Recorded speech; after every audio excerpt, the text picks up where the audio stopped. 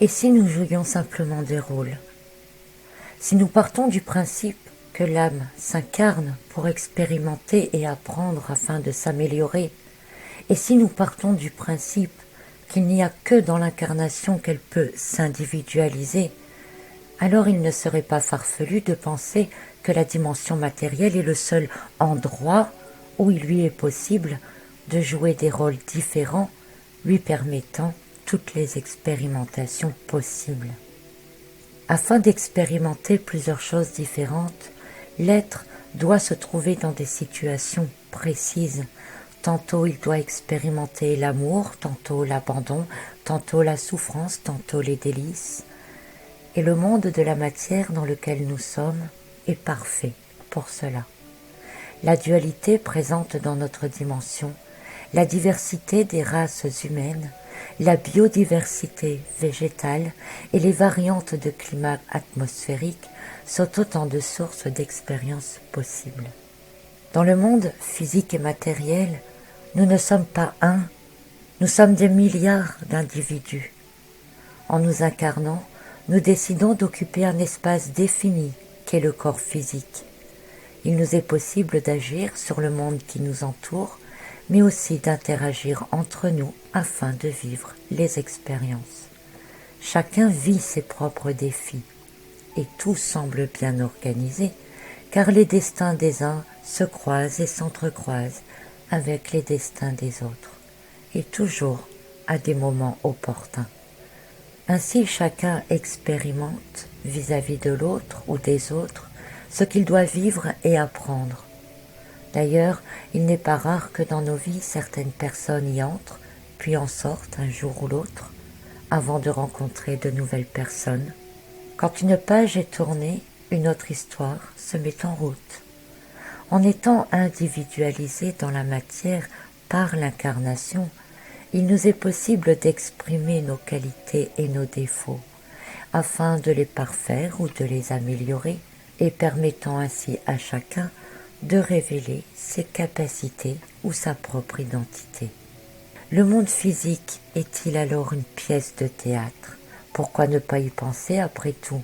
Nous ne sommes ici que de passage, car en tout temps et en tout lieu nous avons des expériences à vivre et des apprentissages à faire.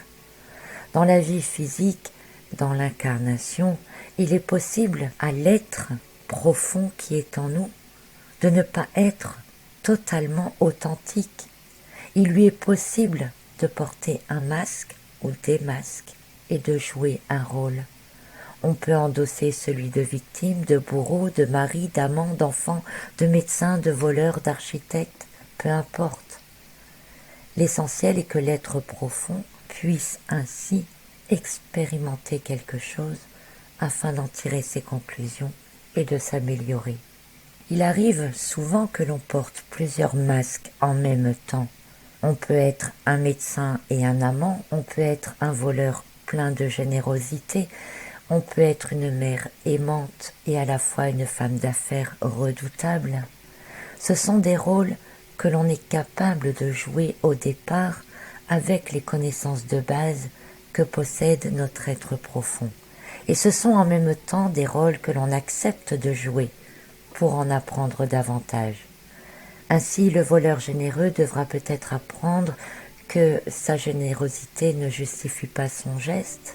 Ainsi, en expérimentant ces masques, nous pouvons trouver des réponses. Nous pouvons découvrir de nouvelles notions de ces différentes expérimentations, qui seront autant de nouvelles vérités à intégrer. Ainsi, le voleur généreux découvrira peut-être un jour la valeur du travail au lieu de la facilité du vol couvert sous de bonnes intentions. Peut-être qu'en devant travailler dur un jour ou l'autre, il apprendra aussi à doser sa générosité. Peut-être comprendra-t-il ce que cela fait d'être volé à son tour par l'effet boomerang dont on parle parfois.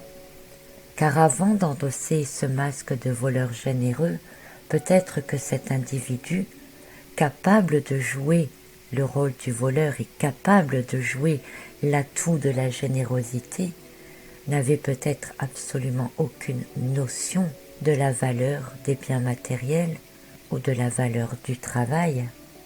C'est donc une nouvelle notion et une nouvelle vérité que ce personnage va pouvoir intégrer, que son être profond va pouvoir analyser.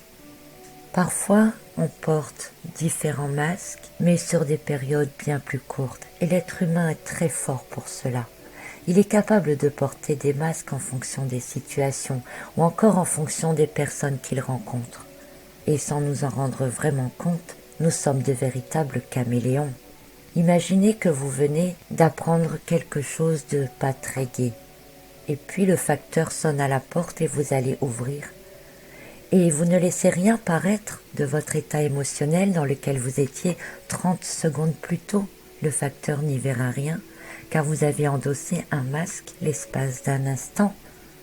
C'est tout cela qui me fait dire que nous vivons dans une grande pièce de théâtre, car nous sommes capables de porter les masques que l'on veut à l'instant où on le veut, et que nous sommes capables de jouer beaucoup de rôles différents.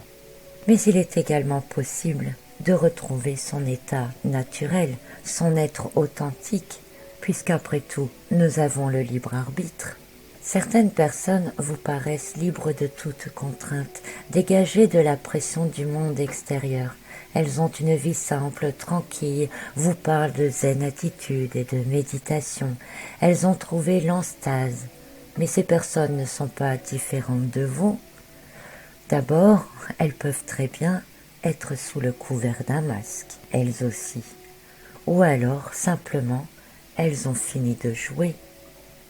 On arrête de jouer quand on a déjà réalisé plusieurs expériences dans sa vie, mais surtout quand on en a appris des choses. L'âme trouve alors un certain repos après avoir galéré, et cela lui est automatiquement accordé. Si l'on reste dans la colère, dans la rancune, dans quelconque vengeance ou regret, eh bien on ne peut pas sortir du jeu, de la pièce de théâtre. L'âme ne peut trouver un repos et une certaine paix au corps de son incarnation que lorsqu'elle a appris, lorsqu'elle a intégré ce qu'elle devait intégrer, lorsqu'elle aura transformé certaines de ses émotions en émotions plus nobles.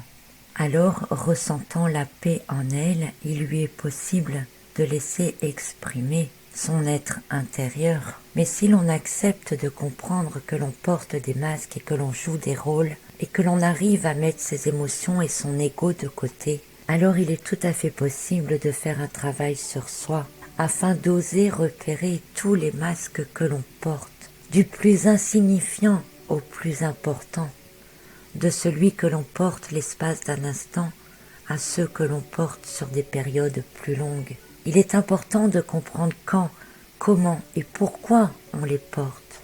Alors on trouve son chemin de vie, on sait pourquoi on est là, on sait ce que l'on doit faire. Et si l'espace d'un instant, on arrive à retirer tous ces masques, alors on peut entrer en contact avec son être originel. On découvre qui l'on est vraiment, et plus on révèle sa vérité.